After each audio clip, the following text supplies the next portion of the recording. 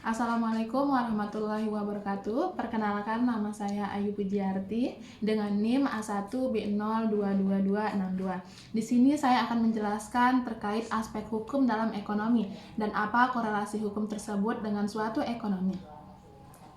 Hukum adalah himpunan peraturan yang bersifat memaksa dan dibuat oleh lembaga berwenang yang harus ditaati oleh masyarakat dengan memuat ancaman hukuman apabila dilanggar.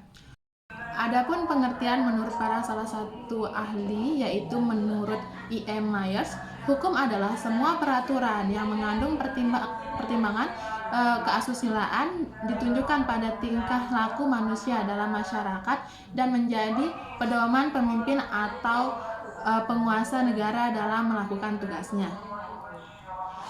Mendefinisikan hukum secara menyeluruh sulit dilakukan karena alasan berikut. Yang pertama, lapangan hukum sangat luas. Yang kedua, ada kemungkinan untuk meninjau hukum dari berbagai sisi, atau filsafat politik, sosiologi, sejarah, dan lain-lain, sehingga hasilnya akan berlainan dan definisi yang diambil hanya mengkomodir satu sisi saja. Yang ketiga, objek hukum adalah masyarakat yang berubah dan berkembang. Definisi hukum pun akan terus berubah dan berkembang pula.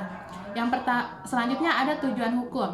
Yang pertama, keadilan, kepastian, dan kemanfaatan.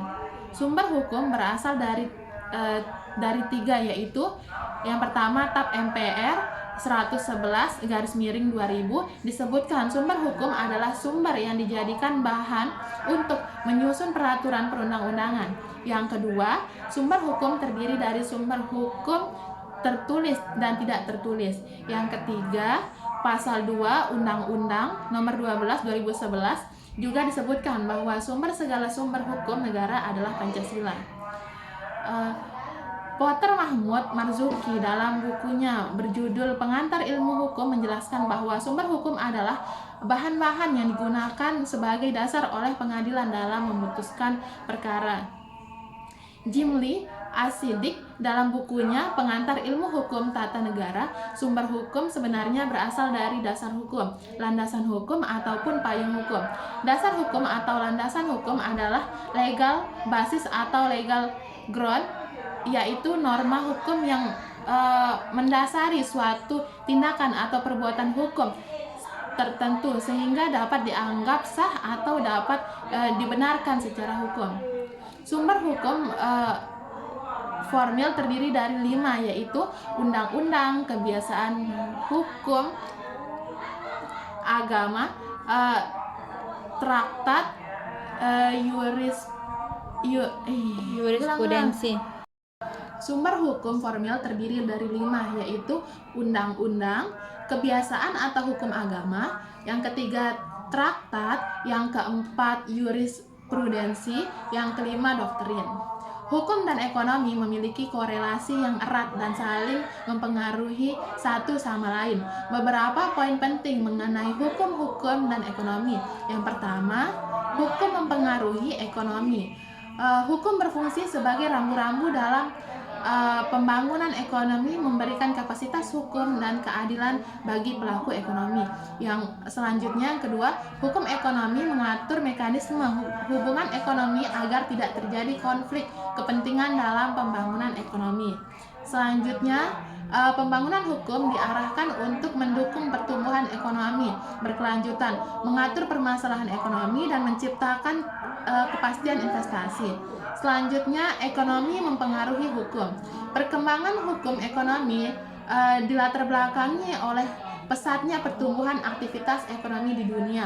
Hukum ekonomi merupakan penjabaran dari hukum ekonomi pembangunan dan hukum ekonomi sosial. Aktivitas ekonomi yang tidak dilandasi hukum akan mengakibatkan kekacauan karena pelaku ekonomi yang tidak terikat aturan hukum dalam mencari keuntungan dapat merugikan pihak-pihak lain. Selanjutnya, korelasi timbal balik.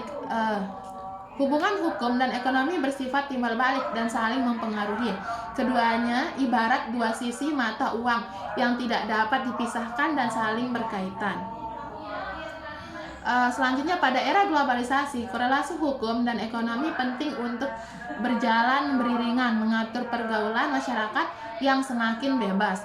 Jadi, hukum dan ekonomi memiliki hubungan sebab akibat yang saling terkait dalam kehidupan ekonomi sehari-hari.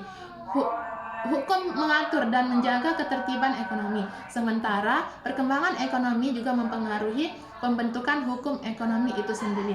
Mungkin sekian dari saya, kurang lebihnya saya mohon maaf. Assalamualaikum warahmatullahi wabarakatuh.